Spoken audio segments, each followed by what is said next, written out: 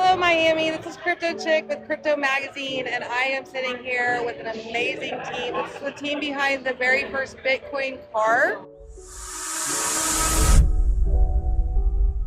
So let's talk about, you guys, this is actually like a really exciting moment, and this is like one of the most historical moments, I would say, so far. So this is the very first car that was ever bought with Bitcoins on a personal level. Let's go ahead and like talk about like the history of it, like when it happened, and who the owner was that bought it. Rasa, I believe, was the very first owner, and then you guys eventually took over the team and saved the car. So the story goes that in 2013, Rasa, legendary developer in the space, he started one of the first Bitcoin conferences, TNABC. Him and Mo put that together. He bought this car for 1,000 Bitcoin. And at the time, Bitcoin was $22 a coin. It was like a $22,000 purchase. And not even a year or two later, people were calling it the $1 million Prius because of where it went. And we think this is important because this and the pizza, which is no longer here, made Bitcoin real. Before it was just a concept, right? It was like a cool tech idea. But once you could actually demonstrate, hey, I can exchange this for something of real value, that's when it really solidified in people's minds and it began to take off. It became a monetary transaction. Exactly. And we ended up with the car because in, a couple of years ago? Yeah, he had an accident in 2021, or 2021. Yeah. He had an accident. So you guys saved the car. We saved the car, exactly. Yeah. So I heard he was planning on having the insurance just total it out and have it be just essentially thrown out into the garbage.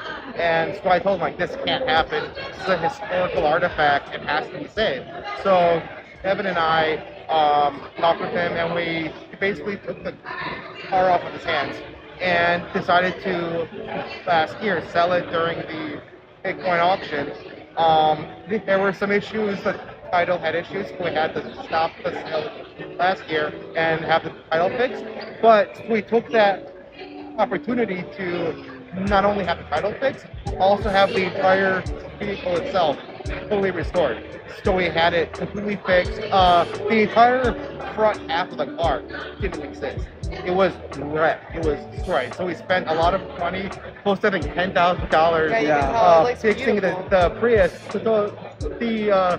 the mechanic who was fixing it, he was like telling me, like, dude, listen, I don't feel good taking this money. This is ridiculous. I think the Kelly Blue Book value on the Prius is like $6,000, and we were spending $10,000 to fix it. Yeah, and he's like, I'm like, dude, it's fine. Be cool. It's fine. Don't worry about it. Just fix it. Make sure it's perfect. And he did. He made sure it was excellent. And now it's fully restored. It can be taken on tour. And it's of course it's drivable. Totally It's drivable. and it's a hybrid, so it has great gas mileage. Great gas mileage. And what year is it? It's a 2011, and it was purchased in 2013 for 1,000 Bitcoin. Which in today's value is $27 million. Yeah. So Is it's that a it? 20. Yeah. So it's a 27. So at one time, It was At one point, it was a at the peak of the bull run, 68 million. $60 million car. Yeah. And it's free, and it's a salvage title free. Which technically makes it the most expensive car in the world, actually. Yeah. depending on the price of Bitcoin. Depending on the price of Bitcoin at the time, yeah. So, It has been the most expensive car in the world. so you guys are doing an auction. Yeah. And this is to find the historical forever home. Exactly. For this Well, car. I mean, there's no such thing as a forever home because, like, this is a historical thing. That there's no real, like, in the spiritual sense. There can never be a owner of this car. Like, people pay to be a steward and doing a thing. People pay to be a steward of this car for history, to be able to hold it for the future. So the purpose of the auction is, yeah, sure, to sell it and make a lot of money, excellent. But more so, it's to find a person who has the resources that he's capable of being a steward of this car. So he can save it for the future so people can like have it. So how is that? How is it gonna like? I'm just really curious, like how you guys have had this in your possession For now, 2 years. For 2 years Yeah. now. Yep. It's precious. Very. I know it means a lot to you. Absolutely. I know you probably want it to go to the best home. Yeah, I think it means a lot to how the do whole you- community. How do you think that it's gonna? How do you think you guys are gonna feel like when that day happens? Oh, I'll be like the ecstatic. auction I'll be is. so relieved. It'll The be good. auction's It's the tomorrow. hot potato. I don't want to have this car, man. It's a lot of pressure I'm to trying have the hand most it off expensive as car in soon the as world. I can. Like, I'm not a good steward. I'm just holding it for like a short period of time until the actual steward can come in and take it. you Yeah, know? because our thoughts are, right, like the pizza doesn't exist anymore, right? If you're looking at the evolution of currency and you're saying, you know, we went from gold to dollars to credit cards to crypto, this is really the only thing that comes to mind to show, hey, this is when this started to be used. And to just have it totaled is terrible, and just have it scrapped is terrible. And honestly, I don't think it's meant to be just driven around either. So we're hoping that someone who's either a collector, someone who has either a museum of some sort will be able to really put in the care to keep this preserved. And that's also why we asked a lot of the OGs to add their signatures, because it's not just about, you know, oh, this is the $48 million car, right? This is about it being a grassroots movement and all the different pieces that it took to make Bitcoin what it is today. Yeah. And so a lot of the people we have represented in this car, you know, they've dedicated their lives and a lot of money and early risk to help us get to where we are today. Otherwise, this car would have never been called a $48 million Prius. Right. It might actually, like, the more I think about it, like, if they had it in the museum, like, it would actually be kind of cool, like, if they had it in the museum and then they actually made maybe, like, some NFTs for the games that are limited to this exact model. Yeah. We're actually going to be doing a limited NFT run for anyone who participates in the bidding. Okay. Whether you win or not, you'll be getting a model with all the signatures and everything. And it's going to And be a shirt as well. And a t-shirt. and it's going to be Special minted t-shirt. through Counterparty, so it'll still be on the blockchain without clogging it up with the new ordinals thing. Okay, well, let's talk about the auction a little bit. So when did the Sure. auction start, and when is it over, and how long does everybody have a chance to, like, get in on this? The auction has already started. It started on the 10th. The auction ends Saturday the 20th, May 20th at 11 p.m. We're going to be having a party at Esquina de Abuela to celebrate this also. If you come, Little Bitcoin's going to be headlining along with Rare Skrilla. Rare Skrilla had the first music NFT. Little Bitcoin's like a rap group. They're all Bitcoin themed music. It's going to be quite fun. But yeah, Sounds exciting. at 11 p.m. is when it closes. And the last 10 minutes of the auction, if anyone bids, it resets a 10-minute timer, so no one can snipe it. And so it could go a lot longer, but 11's officially the cutoff time. Okay, and all that's going to be celebrated at the event. Yep. Okay, and the car is going to stay here until. Yeah, 11? we're taking it out of here at the end of the conference, and we're going to be moving it to the event. So the car will be at the event if anyone wants to come check it out and see it. Okay, so I just want to, like, throw out there that anybody that bids on this car, like, I think it belongs to Kryptochick, so you guys can go ahead and, like, buy the car and donate it to me. That's acceptable. Okay. That's acceptable to us. As long as you don't destroy it, we don't Yeah, care. yeah, just don't destroy it. So, oh, no. Okay, so I always, my grandparents had, like, a Mustang, and I always loved it because it had a horse on it. I always wanted it. I was young. They gave it to my cousin. It broke my heart, Oh, and she wrecked it, like, a month later. Oh no. tragic. It was supposed to be mine. Tragic. Okay. So who? There's some amazing signatures on here. Yeah. We have Bruce Fenton. We have David Ripley. Let's talk about, like, who has signed the car and. Yeah, do you want to like Who's walk around and the- look at him, or just mention him from here? We can walk around.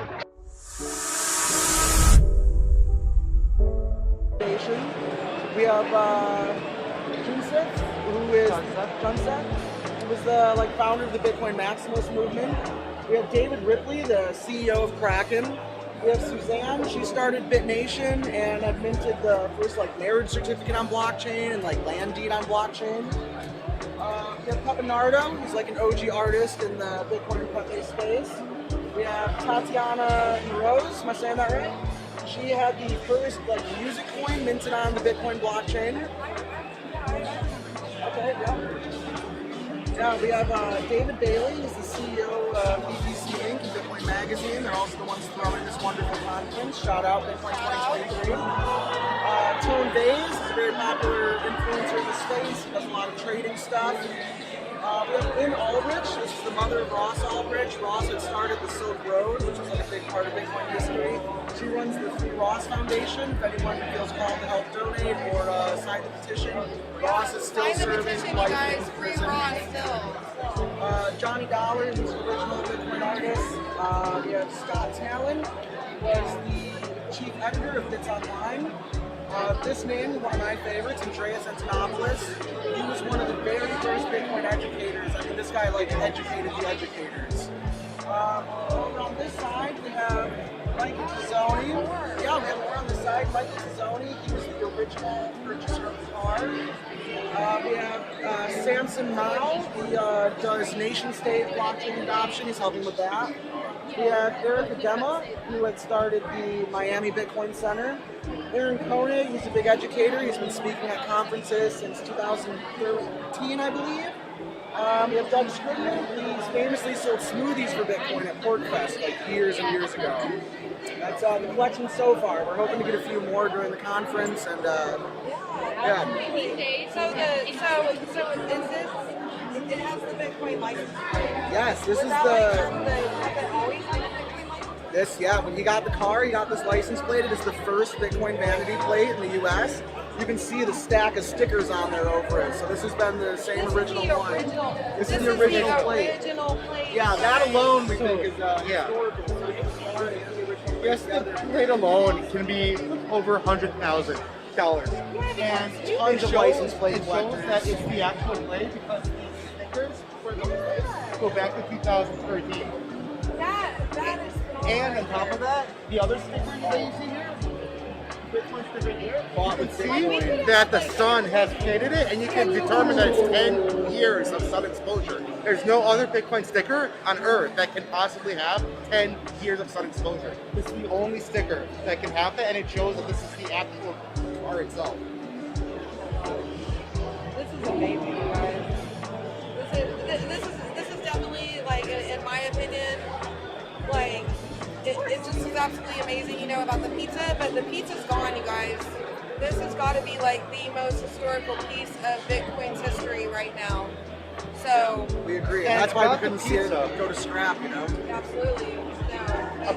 About the pizza, something kind of like fun that they're doing is whoever's the bidder of the car, the key fob for the car is going to be presented to him in a pizza box that was brought to us here, special from the Papa John's that made the first Bitcoin pizza. That's amazing. Yeah, and it's actually over there. That's the pizza box from the Papa John's that came to us today, and it's specifically for that, yeah.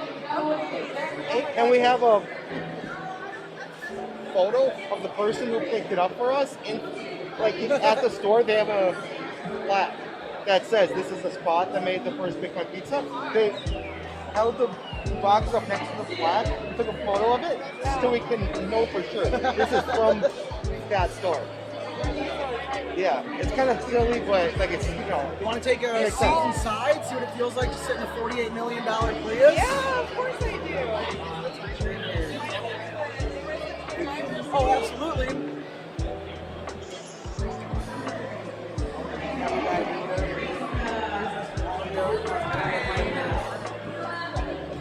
Getting ready to sit in the very first Bitcoin car, everybody. Oh my god, it's so exciting.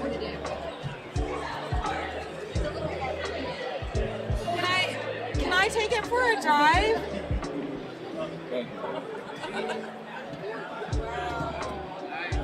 Can you see it? So I wonder, That was ambitious. where did Devin go?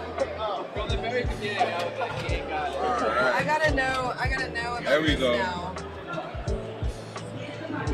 Art. Hey, you guys.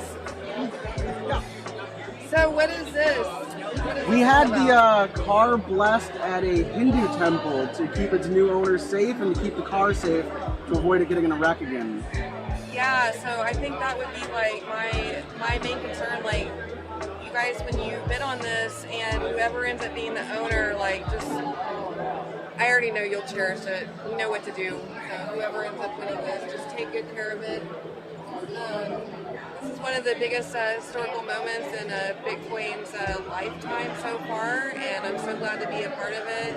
And I'm so glad you guys gave me this opportunity to talk about it and let everybody know and meet you guys and sit in this and help make me a part of the history as well. You're welcome. Thank you. Oh, there is one more thing we'd like to let people know probably. Craig Wright is not allowed to bid. Oh. No Craig Wright. Sorry, Craig. That's all. Sorry. You asked for it. Hey there, everybody. This is Kryptochick with Krypto Magazine, and I am here at the 2023 BTC convention in beautiful Miami.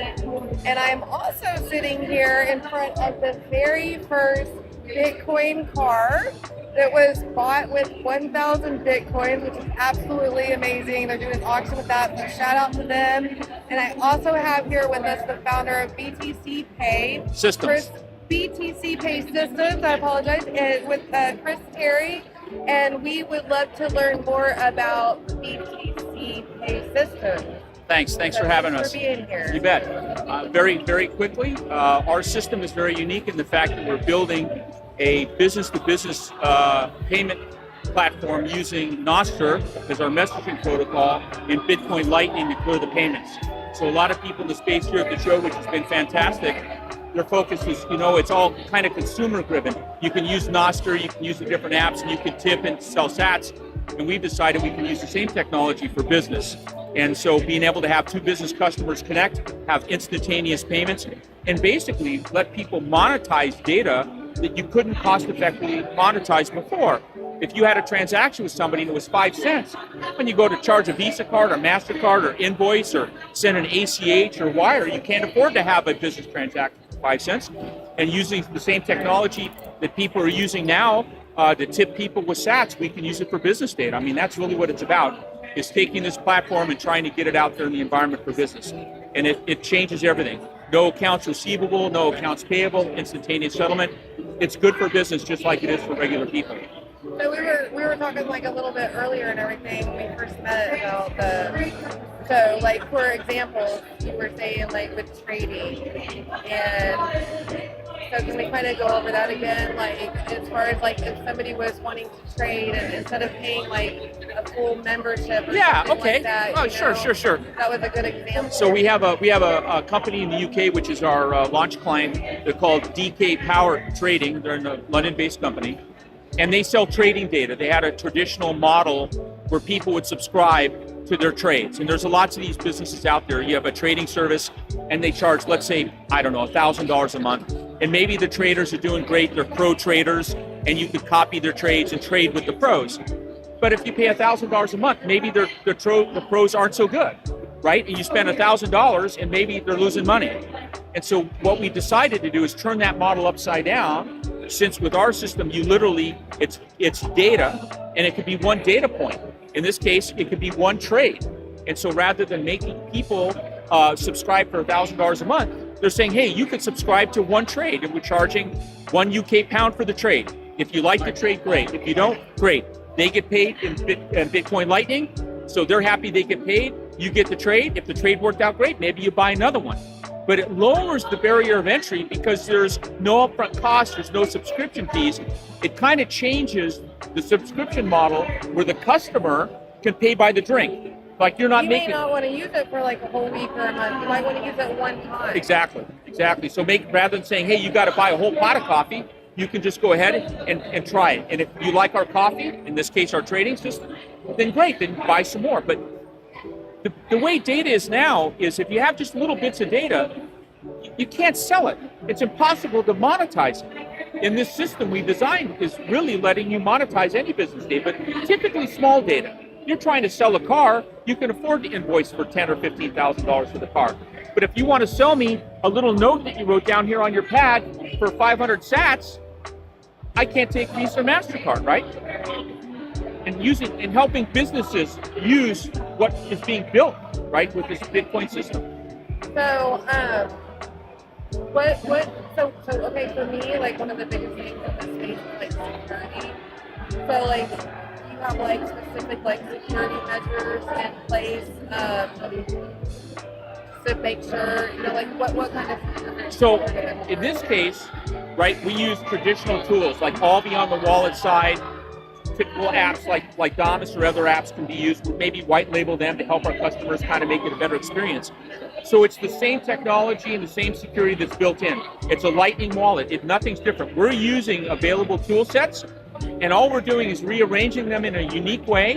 And we've got like a subscription engine we built, so you could say, hey, I want to buy it or I don't. So we've taken tool sets and kind of recreated like a Lego set, something new, but we're not reinventing security. All the security you have with traditional, you know, keys and all that, it's your keys, it's not my keys, it's your Bitcoin, it's not my Bitcoin. When you send your sats to this trading company because you like your trade, he gets it. All we are is we provide the plumbing. The trading company doesn't know anything about Bitcoin, right? Yeah. All they know is they've got trades and their customers want to buy it. And so we're just using these tool sets to try to enable business. That's amazing. What's your background? Tell me I've been doing IT for 30 years. My claim to fame was back in 1995. I started a company called Florida Internet. If you're from Florida, people may know who I am. We sold in 1998 with 50,000 customers, one of the largest ISPs in Florida and one of the very first ever in the world. So I go back to 1995 with one of the very first internet companies and been doing software and internet for 30 years. I think he knows what he's doing, guys. Yeah, I've been here, done that, yeah. So where can everybody find you and get more information? And Well, our website's btcpay.llc, btcpay.llc, but we are MVP. There isn't anything to buy right now. We're really business to business. And so right now, you know, we're talking to people that are interested in using new technology and kind of pilot projects. We're really not really open. We came here to the show to meet people like new you. Innovation. It is. It's right on the edge. It's new innovation, and you're hearing it first right here. So the Kryptochick always breaks the good stuff, so you'll always get the good news. it's so nice to meet you. Thank you for having me. It's wonderful to be with her. Big fan of what you do. The magazine is great, by the way.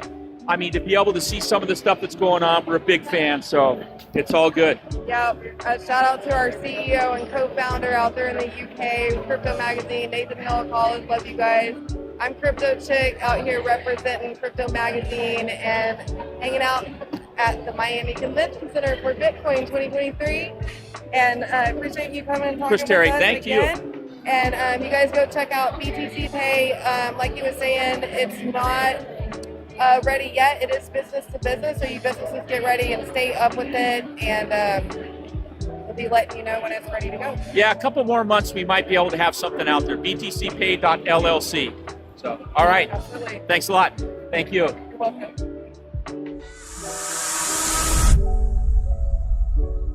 Hey everybody, this is Kryptochick with Krypto Magazine. We are at the BTC 2023 conference here in the beautiful Miami. And I'm sitting here with Jordan Eldenson, the co-founder of TradeZing. And we'd love to learn more about what you guys are doing in this space. And it's very nice to meet you. Thanks for having me. Great. Well, TradeZing is a kind of a social finance hub for Gen Z and millennials. And the focus of it is to provide and really democratize access to financial information. We realized, especially during the pandemic, there were a lot of kind of youth that were blindly investing into the markets to the extent where they either lost a lot of money, or even on Robinhood there was an individual, a younger kid that actually committed suicide because of trades they made. So we realized there was like a major disconnect between kind of like financial literacy and this access to financial intelligence reaching that type of demographic, whether it be behind expensive paywalls or just being boring. So we set forward to build out a platform that allowed millennials and Gen Zers to come on, watch content creators that are kind of their own age, of their demographic, and provide them value, about finance, so they can kind of learn, gravitate to it, and then share it. What kind of reaction are you guys getting so far? People so far love it. Our platform's new, so it's a startup. So we're in the process now of kind of growing our user base. We're working with a lot of different content creators, and across stocks and traditional assets, but also digital assets and tokens, and cryptocurrencies, but also like NFTs. Really anything kind of making and saving money is kind of the area the world that we're in. But so far it's been extremely positive. Everyone we've spoken to, whether it be kind of B2B potential partners, everyone's looking to kind of reach this demo because it's a highly coveted demo. A lot of companies actually want to be able to capture Gen Z millennials while they're young and kind of grow into their platforms. But yeah, we've had a great reception from our creator base, and then right now we're continuing to grow our viewer base and just continue to offer services. Is it something that like any creators can join and be a part of in order to like teach and? So what's cool is it's kind of like a community vetted system. So based off of how you interact with the platform. So if you're a content creator, you can just create content tomorrow. But again, if you start to amass a following and you start to produce really high quality content, you're going to elevate up to what we call kind of your affiliate level. So when you're an affiliate level, then you're actually able to monetize your content on our platform. And then the next step above that is considered a partnership level. So partners are kind of invited up, and they actually have to essentially meet different sets of metrics. And once they hit those metrics, they're considered a partner. So basically the community essentially is kind of vetting it based off of their engagement with that user's content. So that's how it's all kind of set up. So you said monetization, like how would they go about monetizing on the platform? Yeah, great question. So on our platform, there's a couple different ways. So first off, users can create content, whether it's live, they can create VODs, they can create what we call shorts, which are short form content, about 3 minutes or less, and they can also create stories. And they can decide as a creator to put some of that content behind a paywall, put parts of it behind a paywall, or put none of it behind a paywall and just use it as more of a marketing tool. And those paywalls essentially are inexpensive. So we're not talking thousands of dollars a month for like trading signals, things like that.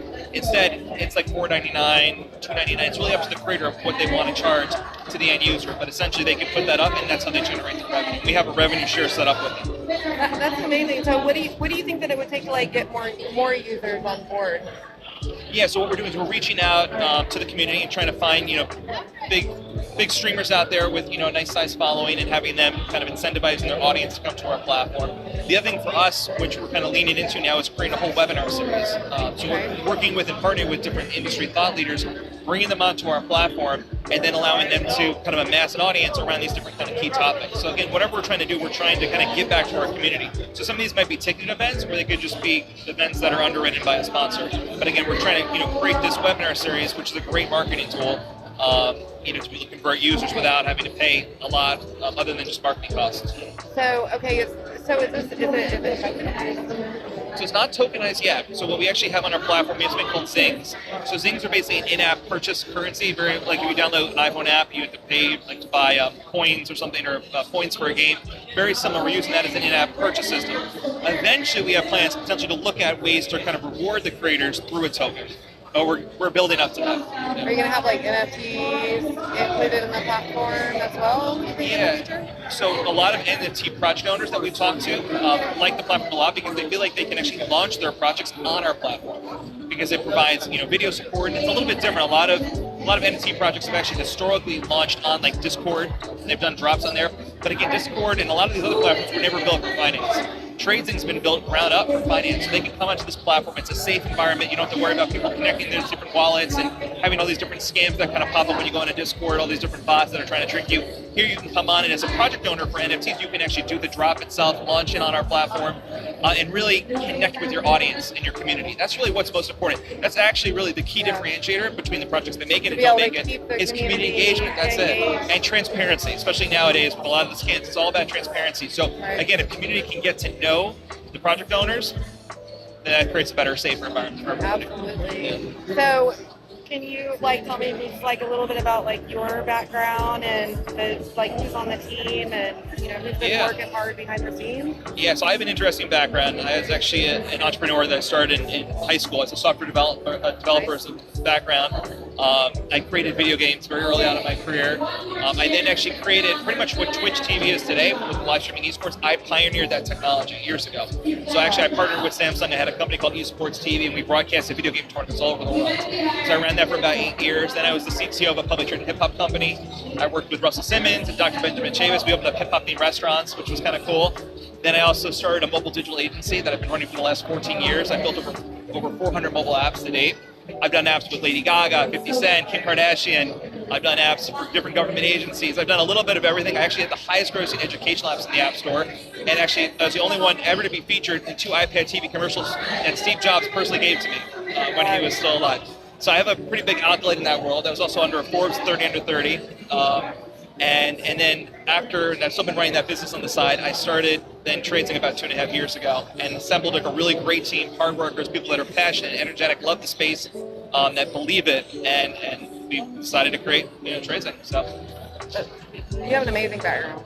thank you. So is it like, is there more team members on board? Like how big would you say like the team is? So we're interesting. So being kind of in the tech space, we kind of ramped up and we grew our team very large. At one point in time, we were kind of like just shy of 40 people in terms of our headcount, and a lot of that was like majority of our team was development and just a whole bunch of coders. What we've done is we've kind of trimmed that down because we actually built and finalized the app. So we moved into a maintenance mode. So we've cut our headcount down by half, because we didn't need all these different, contractors. But yeah, our team is, diverse. We have people kind of in traditional, people, for example, from like Vice Media. They just hit bankruptcy, so we're working with some people that are coming over from them. We have people that before were at Google. We have people, just a very wide, diverse range of people. Really? Is there anything else that you would like to? I know everybody would probably like to find out like where they can find you, what the website is. Sure. Yeah, they can go to tradezing.com, and they can go ahead and take a look at our brand new website. They can register and create an account, and then also download our app in the App Store, which is just TradeZing, and also check our social media handles out, which is also just @TradeZing. Okay, so they can do that and just get started right away. Get started. It's completely free right now. So website, you go. You don't have to register right off the bat. You can consume content on our website, and then in our app, you just quickly register. It takes 30 seconds. Start learning, create content. Sounds like you guys got everything. If there are like other educational platforms that would like to collaborate with you, would they need to just reach out to your email? Yeah, they can reach out to us. They just go to our website and they can contact us through our contact form there. And I have quite a few different areas of people that are doing a lot of education and stuff. I think that the more people that we get together that are trying to educate, we're all kind of working towards educating mainstream, keeping people safe, and that's what it's all about, financial literacy. And again, I think that's what's going to really make kind of the industry kind of pop. I mean, I think it's a lot of people went into this blindly and not knowing a lot about this, and a lot of them got burned for that reason. But if you have smarter people kind of in it, educated people in the market, making better investment decisions, I think the whole entire industry will rise. Yeah, and it's more than just like making money. It's more than just finances. There's so many like applications, just like you made, and so much innovation in this space that it's just a matter of time, before the way I kind of look at it is we had like the Apple and the Play Store, and there's all these apps, and some of them were amazing, and some of them weren't that great, and some of them we adopted all of them. And we're kind of like, everything's evolving in that direction where it's like we have so many like tools and applications to make, and it sounds like you guys have created an amazing platform. Yeah, and the big push for us, and I think what's going to be the biggest game changer across all fintech and finance is AI. And again, AI has been talked about a lot. ChatGPT did this and that, and OpenAI. We're actually leveraging AI in our platform. So in our new web platform, what we're doing is so we have a number of different AI products that we're working on. The first one that we rolled out is social sentiment scores. So basically what we do is on the top of our website, there's a ticker that goes by. And what it actually is doing is it's actually reading information in from Reddit and from Twitter, and from a whole bunch of other social channels, as well as just news topics. And then what it's doing is it's actually looking at how consumers, really more so like kind of retail investors, are reading this information. What do they think of it? Are they positive on it or negative on it? And we're generating a score that's around that. So we're bringing these social trading signals, whether people are bearish, bullish, or neutral on these different stocks. And that's kind of just the start. What we're looking to do as well is there's large amounts of information out there. And it's kind of almost this like FOMO aspect to it, where again, people feel like they're either missing out or industries are just too complicated for them to kind of break into. So what we're doing is leveraging AI to simplify and break things down for our user. And provided that's a Gen Z and millennial, and all Gen Z and millennials are super busy, they'll claim to be super busy even as they're scrolling through their TikToks. But again, we can make things simpler and easier. That's really the future. And we think the right formula is not just going heavily all in on AI, but also still having that human component. So balancing AI with human intelligence, you create kind of this nice intersection where you can finally have this kind of fact-checked information where people can then base their investment decisions on. Absolutely. Well, I cannot wait to use the platform myself. Yeah, check it out. So I really appreciate you joining me here, Jordan. And you guys go check out tradezing.com. And hey everybody, this is Kryptochick representing Crypto Magazine in the beautiful Miami, and we are sitting here with some phenomenal companies. We have the Child Support Company that is cryptocurrency based and giving back to the children, and we are announcing a new partnership with the Giving Block that has been in the crypto space for quite some time. Pretty much representing like all the different organizations and making sure that everything is transparent on the blockchain and giving back in the right direction.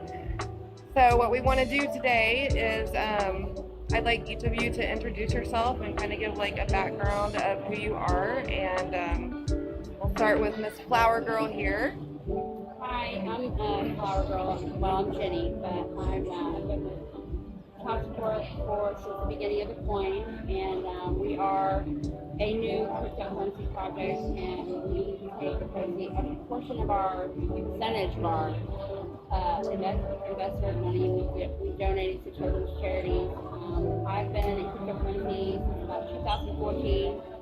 15, and never really been on this side of crypto before. So I love charity. I've always been working with charities. I've had a younger brother that was he stayed at the Ronald McDonald House, and I've always loved it. And when I found out about this project because of this wonderful woman right here, that I decided to become a part of the project and do the best I can because I'm our global charity director. And when I reached out to Zoe, it just seemed like it would be a perfect fit, and that's where we are today. And then we have Cindy, that's also with Child Support. AKA CS Mama. CS Mama, that's right. Yes, we're happy to be part of the Giving Block. Just get in there and really correspond with more different cryptos that want to get involved and just expand the horizons of, hey, you can give back to charities and do it in a most vetted way. And you don't have to get in there and get your hands too sticky. Like, they already do everything for us. Sometimes have that platform.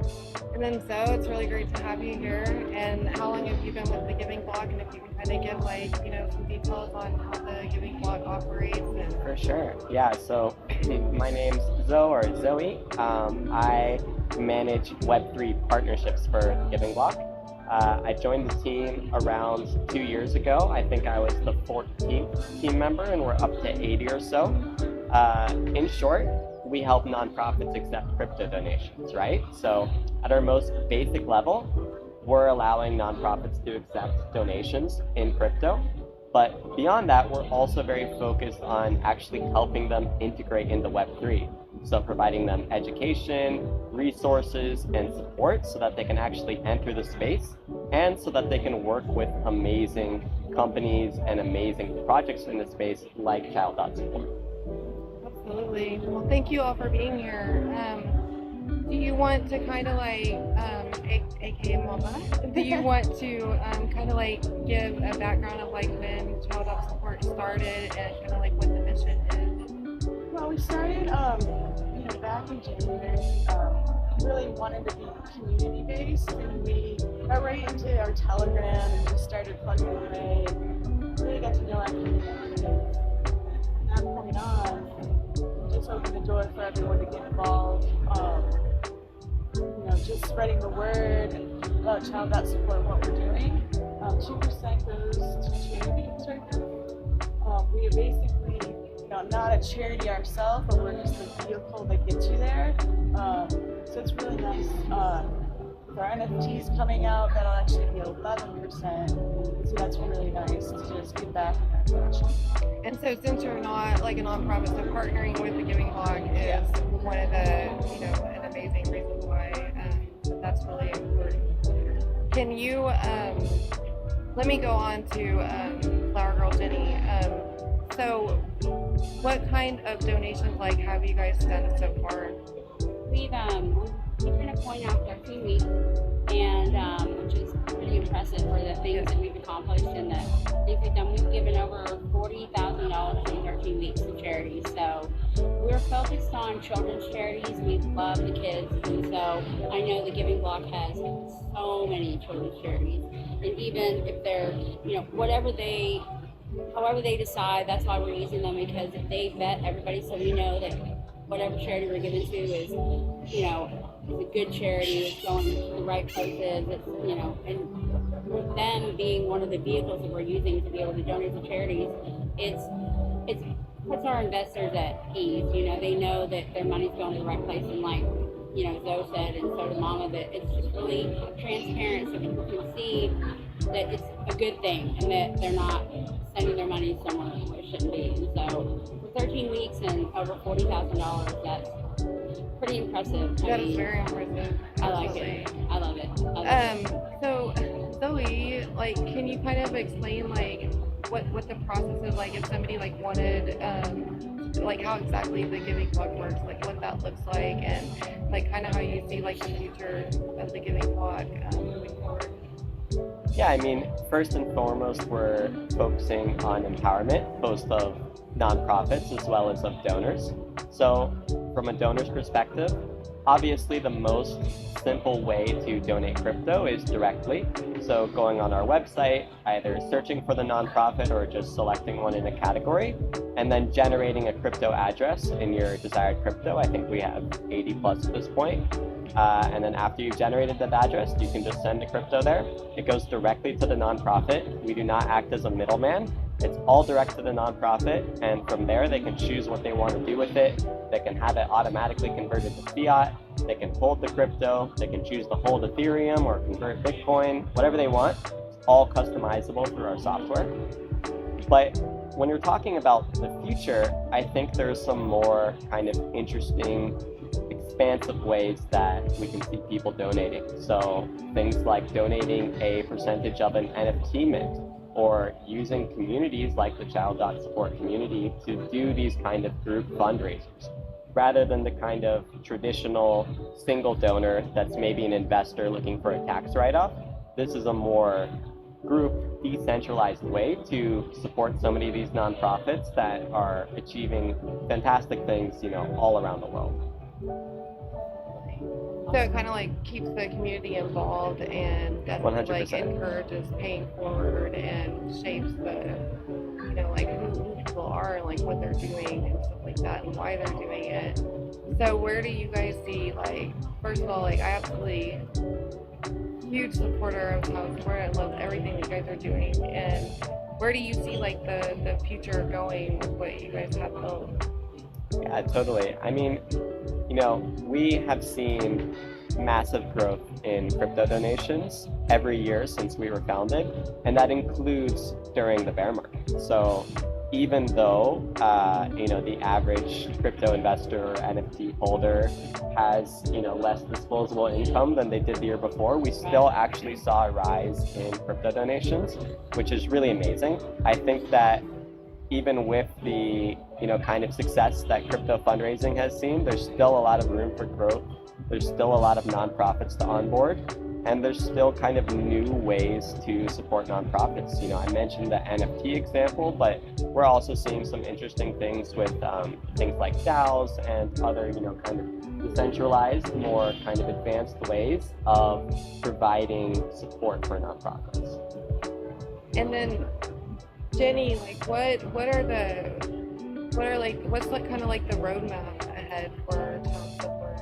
I think we do have our NFT platform coming out, and we have some exciting things on our NFT platform. We're going to have different different rooms that you can extend it off the platform, where we'll have one that's it's like a art room where they can actually come in. We were talking to Zoe about this earlier, about kids coming in, running a contest, and having children actually compete, you know, through the community votes on it, and they actually try to get their drawings and stuff. They win the contest and it goes on an NFT. They also, there's charities that we've talked to that are with the Giving Block and some that aren't, that we're going to get them that way, but that we'll be able to do fundraisers like you were talking about on that. And the Giving Block is great about helping us promote those things and giving us an area wherever we decide to do a fundraiser. It'll be good, like, to grow ours. And then Mama has, she is really in charge of the metaverse, and we're very, very excited about Web3. We have a special project coming out called Mars Vegas coming out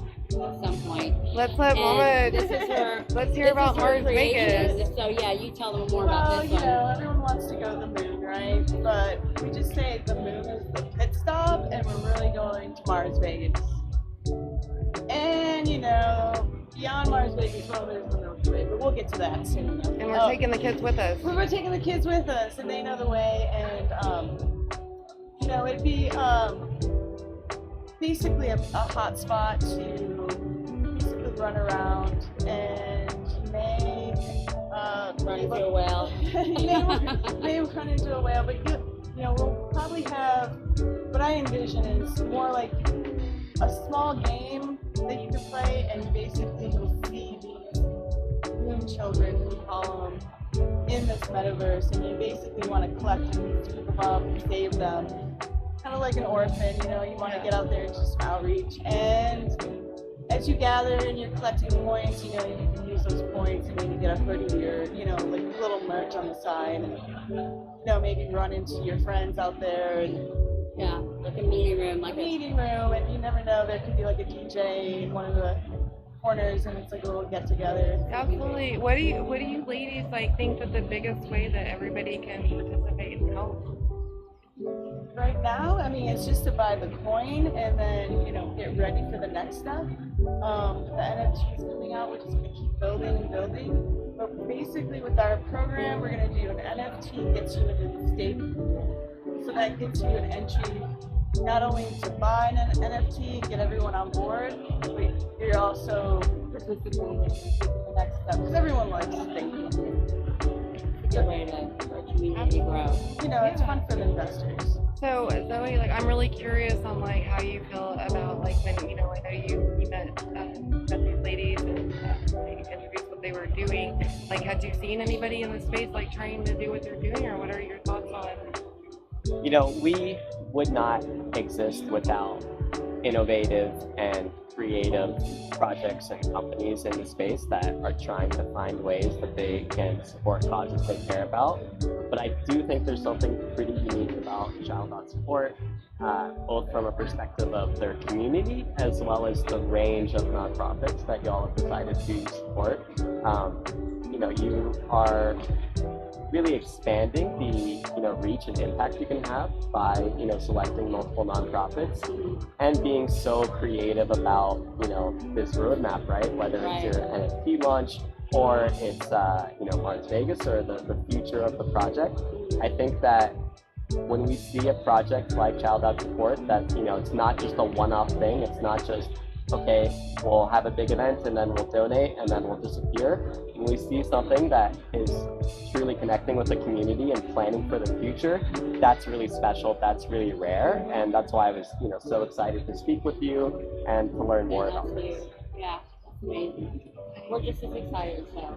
It's absolutely beautiful. If there's any last words that you would like to say? Well, it's just this whole weekend, it's just all about connections. And thank you so much for connecting us. And we love you, Kryptochick. We love this. I love you guys too. I absolutely love you. We do, and Zoe's part of our family now, so I'm super excited because when I got to meet her, I was just, you always talk to somebody on the phone, you don't really, and then as soon as you meet them, you're like, okay, this is gonna work. This is great. So here we are. Here we are in Miami.